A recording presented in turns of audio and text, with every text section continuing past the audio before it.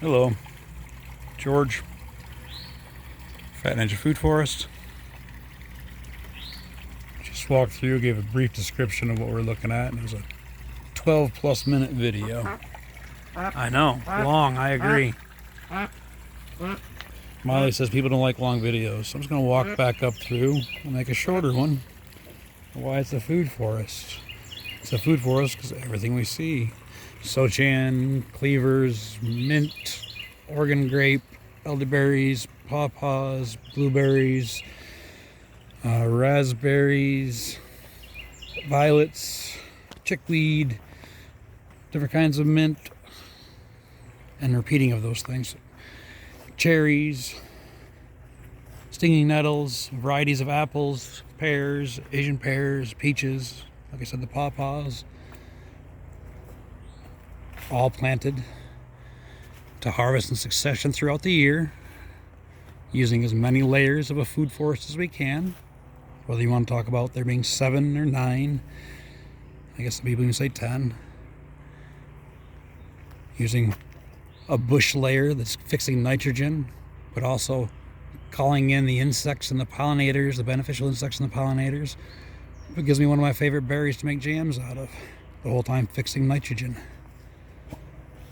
Using flowers and things like horseradish and strawberries to cover the ground, and they're fruiting and flowering in succession from the inside out as it gets thicker within.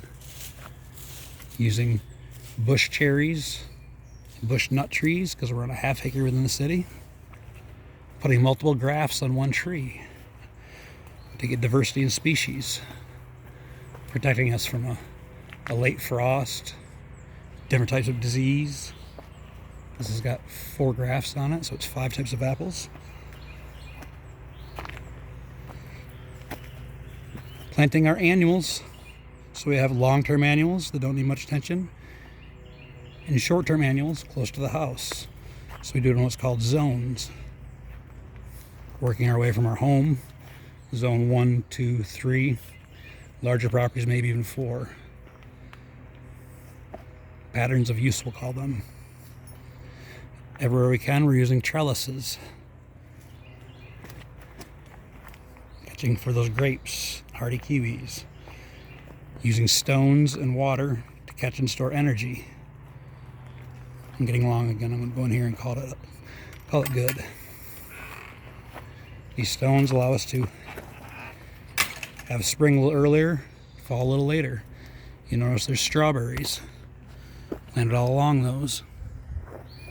So where that heat is, we have herbs and strawberries, plants that like that heat. Stacks of them. I love strawberries. And more gooseberries and jostaberries and figs and currants, jujubes and pears, even perennials, fruit trees, nut bushes, as we get down into the long-term annuals. Lots of weeds that we like to eat. It's a lamb's quarter. It's a wood sorrel. The violets. Even the daylilies, which are just about to flower. Just notice that. Here we have peppers, some of our tomatoes, storage beans, potatoes, things we don't need to pay a lot of attention to. Come down and check once a week if we need to. Carrots. Let's see these strawberries. Blow currants. And so on. But I'm getting along again. I'm going to stop there. So that's what a food forest is. Having our traditional annual garden, but doing some people would say a food forest needs to be much larger, but we're only on a half acre. We're still planted incredibly densely with food for us and a diversity of species, creating a ton of organic matter. Organic matter, leave it in place, or compost it. Using cover crops that we like to eat, cover crops that call in the pollinators, fix nutrient, kind of just babbling now. George, Phat Ninja, Foodforest. Change better than holiday. Peace. Oh, look at all this beautiful lettuce before we leave. Even this is plant biodiversity. I let the chickweed go in there. Some perennial spinaches that are in there. Perennial leeks that are in there. Walking onions. Sorrel.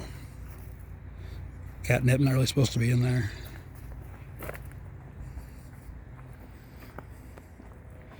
Change to be better than holiday. Peace.